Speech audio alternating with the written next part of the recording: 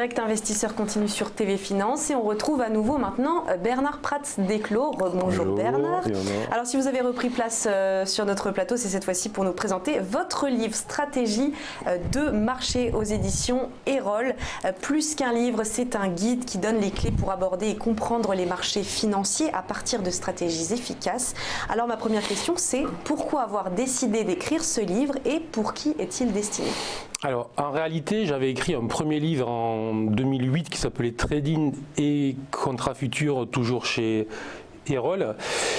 Et les lecteurs, c'était un livre qui avait eu du succès, les lecteurs voulaient la suite, voilà, mais je leur disais, le livre je l'ai écrit, je suis trader, gérant de fonds, à l'époque je travaillais à Genève, donc je gérais un hedge fund, donc j'étais occupé. J'avais pas le temps, je disais un jour peut-être si j'ai le temps j'en ferai un autre.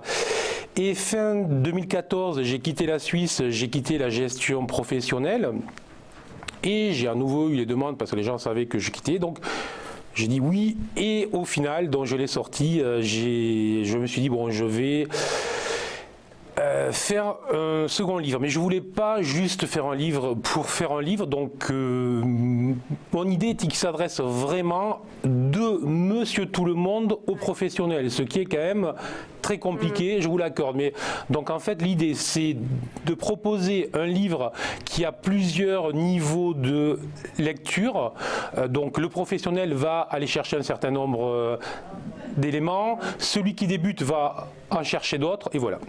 Alors vous dévoilez un système de trading qui vous a permis de nombreux succès, c'est ce que vous appelez la méthode GTAS. En quoi ça consiste? Alors la méthode GTAS, elle part d'un simple constat, le trading est très compliqué. On peut vouloir faire croire énormément de choses, le trading est très compliqué. Et le trading est très compliqué puisqu'il met en fait en œuvre trois éléments qui sont: comment est-ce que j'aborde les marchés avec l'analyse technique, avec l'analyse fondamentale, comment est-ce que je gère mon risque, et ensuite qui je suis, comment je gère mes émotions à l'instant T. Donc ces trois éléments font que le trading est très compliqué parce qu'on peut en maîtriser un mais pas l'autre, on peut en maîtriser un à un instant et ensuite pas l'autre, donc c'est très compliqué.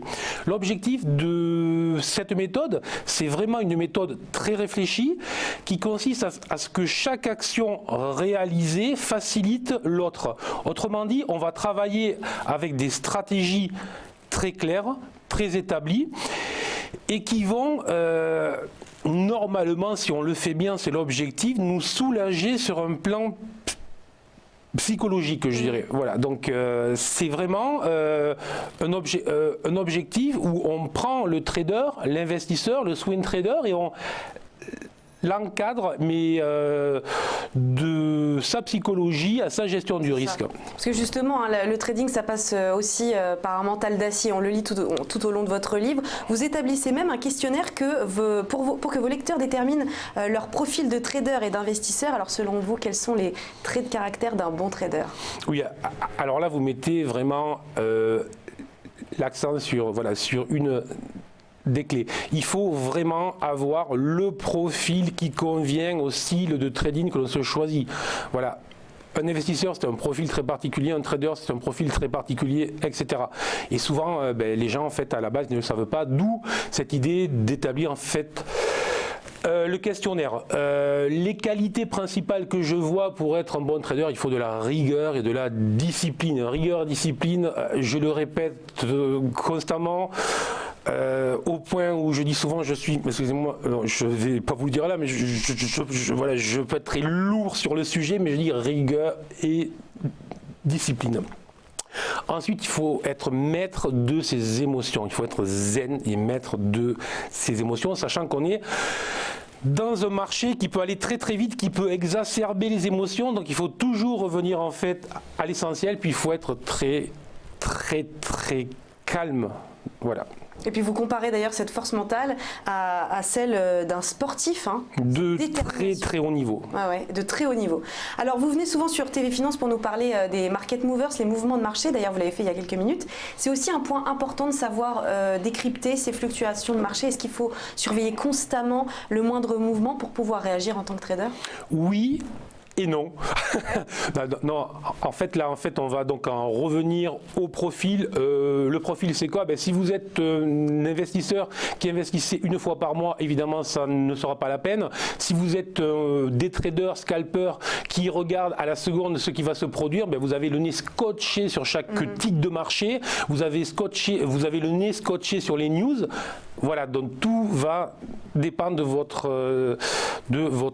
profil, en fait. Et justement, en 20 ans, vous avez vu le marché évoluer d'une manière assez énorme parce qu'il y a eu l'arrivée des réseaux sociaux et des flux d'informations économiques et financières en continu. Quel est le risque en tant que trader face à ce trop-plein de données ? Je pense que le trading est une activité solitaire et je crains que tout le bruit, tout ce qu'il peut y avoir autour est plutôt néfaste. Je crois que tout ce qui exacerbe les émotions n'est pas une très bonne chose pour être un très bon trader. Donc je ne conseille pas de vivre tout seul en autarcie avec ses écrans, voilà, mais je conseille de maîtriser vraiment son environnement, autrement dit, de ne pas surfer toute la journée sur les réseaux sociaux où on sait bien que c'est vraiment un gros défouloir. Donc c'est l'inverse de ce qu'il faut faire. Alors vous avez formé des jeunes à devenir traders. Est-ce que c'est une activité que vous continuez d'exercer ou pas ? Oui, et je crois que le trading est accessible à tous. Je pense que le trading est accessible à tous. Maintenant, je le répète, on peut devenir trader, on peut devenir un très bon investisseur, à condition de gérer ses émotions, de gérer son risque, de gérer toutes ses interventions. Vous voyez, je dis gérer. Gérer l'ennui aussi. Gérer l'ennui, exactement. Vous l'avez très bien lu. Ouais, je vous remercie. Et donc, vous voyez qu'à aucun instant, j'emploie le terme jouer en bourse. Non. Jouer en bourse, c'est un terme qui, pour moi, voilà, il faut le sortir. C'est un métier fabuleux, extraordinaire, mais c'est un métier qu'il faut pratiquer avec rigueur, discipline, avec gestion. Et si on le fait comme ça, là effectivement, on prend son pied, je dirais. Mais on prend son pied non pas avec les émotions que l'on génère sur en fait un mode de jeu.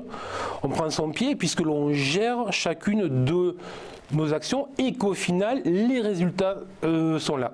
Alors pour tous ceux qui sont intéressés, je rappelle que le site internet i-winvest.com propose des compléments vidéo et des conférences en ligne gratuites qui viennent compléter le livre. En tout cas, voilà, merci beaucoup Bernard Pratz-Desclos. Je vais remontrer votre livre à l'écran, Stratégie de marché, disponible aux éditions Erol. On vous retrouve très bientôt sur TV Finance. Merci beaucoup, Léonore. À très vite.